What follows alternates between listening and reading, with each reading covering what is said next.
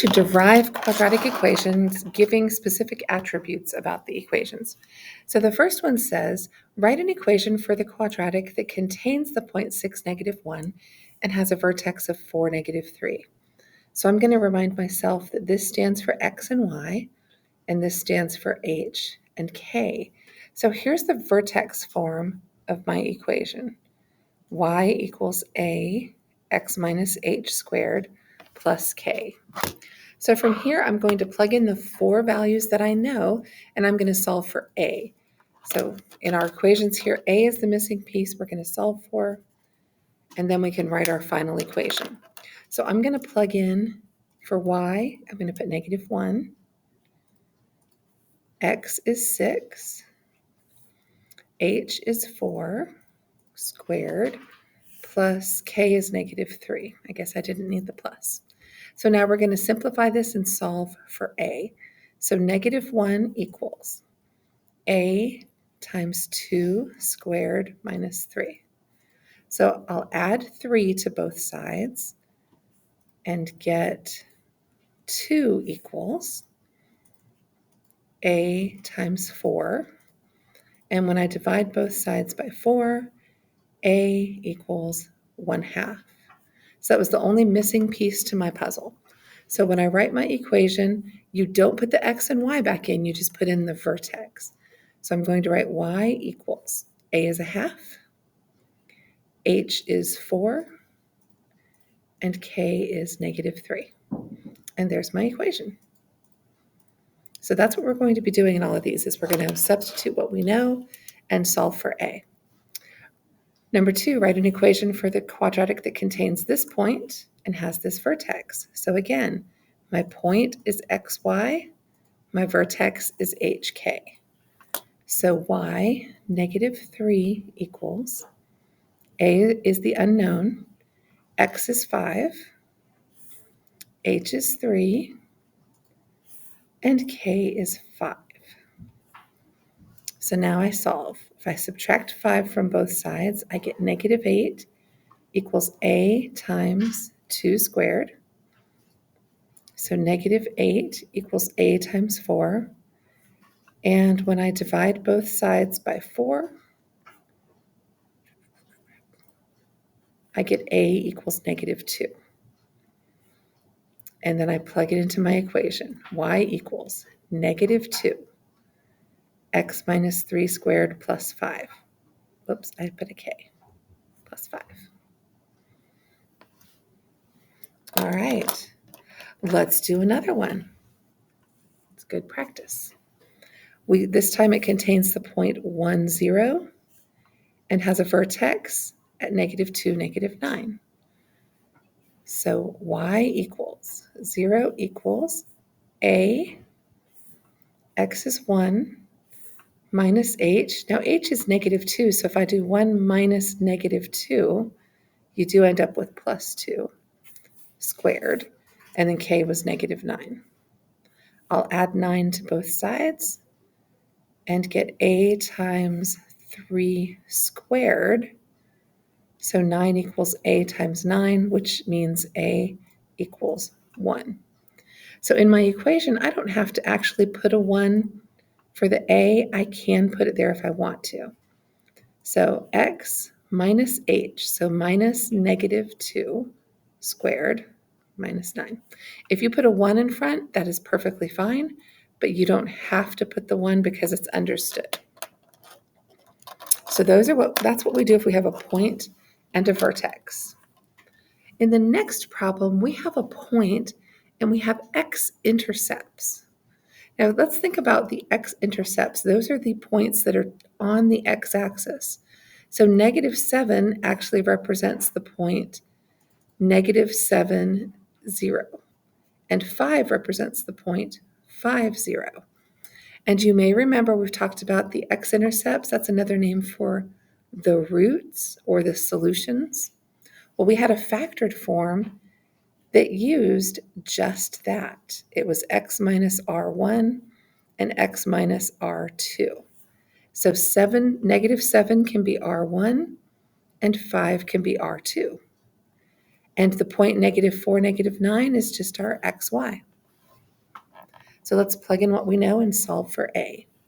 Y equals -9.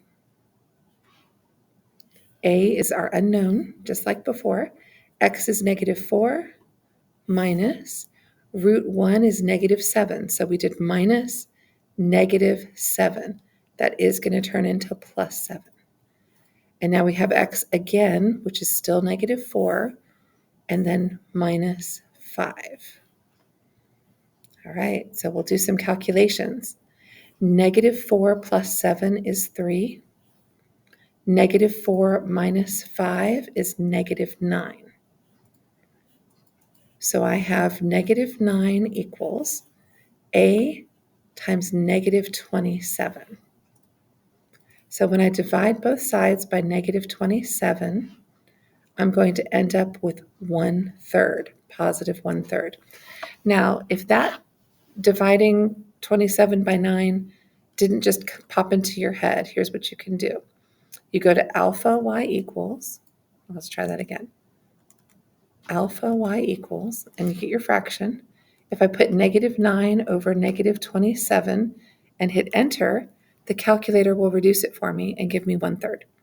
So if you look at that fraction and you just don't know what to do, let the calculator simplify it for you. So now my equation, I'm going to write it in factored form, is 1/3 x plus 7 x minus 5. So the first three were in vertex form. This one was in factored form because they gave me the roots. They give you the roots, you're going to do factored form. All right, let's try another one. Write an equation for the quadratic that contains the point 0, -12 and has one x-intercept at 2. Well, this point, the x-intercept is going to be 2, 0. So let's think about how we're going to write this one. I know an x-intercept and I know 0, -12. Isn't this the y-intercept? Let's think about that for just a second. So if my graph only has one x-intercept at the point 2, 0, it either goes up like this or it goes down like this. But that one point counts as a root. And because there's only one of them, we're going to use the same number for root 1 and root 2. So let's go to our factored form just like we did, and we'll put in y equals -12 equals a. And for x, I'm going to put 0. And then my root is 2. So 0 minus 2, 0 minus 2. We're just going to count that same root twice because that was the x-intercept. So now I get -12 equals a times -2 times -2. So -12 equals a times +4. Divide both sides by 4, and a is now -3.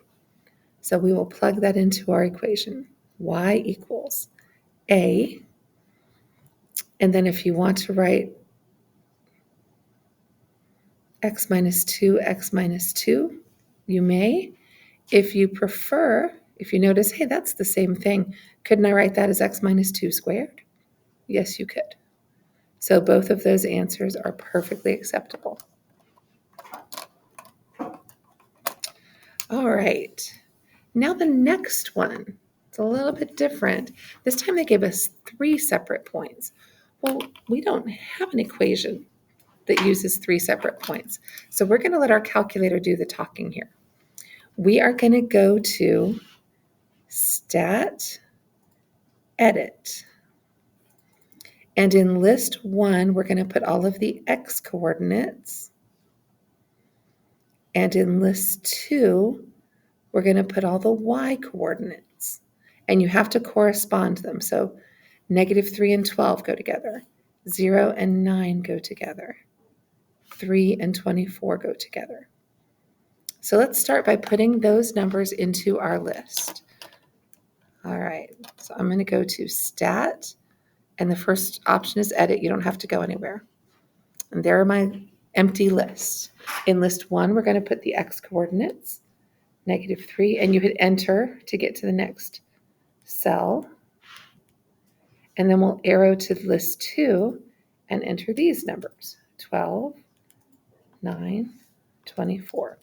Now, if you get to your list and there's already numbers there, you can type over those numbers, or if they bother you, just highlight the title, the L2, and hit clear. And that will empty the whole thing for you. So you can either type over what's there, or you can just clear it from the top. So once I do this, now I'm going to tell my calculator that I would like to do what's called a quadratic regression. I will tell you where that is. So basically, we're going to ask the calculator, hey, can you take these 3 points and give me some sort of quadratic equation that would go through those? So on my graph, we're looking at something like -3, 12, 0, 9, +3, 24. So somewhere it does some sort of wacky shape there. So here's the instructions for the calculator. We're going to go back to stat, and this time we're going to calculate. Stat calc. So arrow over. And if you look down, number 5 is the quadratic regression, quadreg. So go down to number 5, and this will come up in your calculator, and you can just hit enter. We don't need to store it anywhere right now. Just go to calculate, and it will tell you A is 1, B is 2, C is 9. So with that information, I'm going to go to my standard form equation, and I'll put in the values of A, B, and C. Okay, A is 1. I don't have to put that there. B is 2, and C is 9. That's the equation that matches the 3 points that they gave me. So again, stat calc number 5, and then you just hit enter to calculate, and it will give you the values of A, B, and C. All right, next up is just a practice from last class. Let's rewrite this equation in standard form.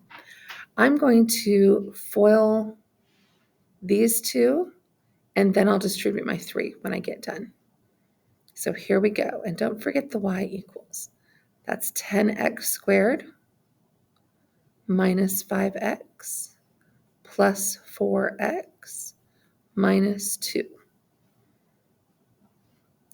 So that's 10x squared minus x minus 2. Now I'm going to distribute my 3, and I will have my equation in standard form.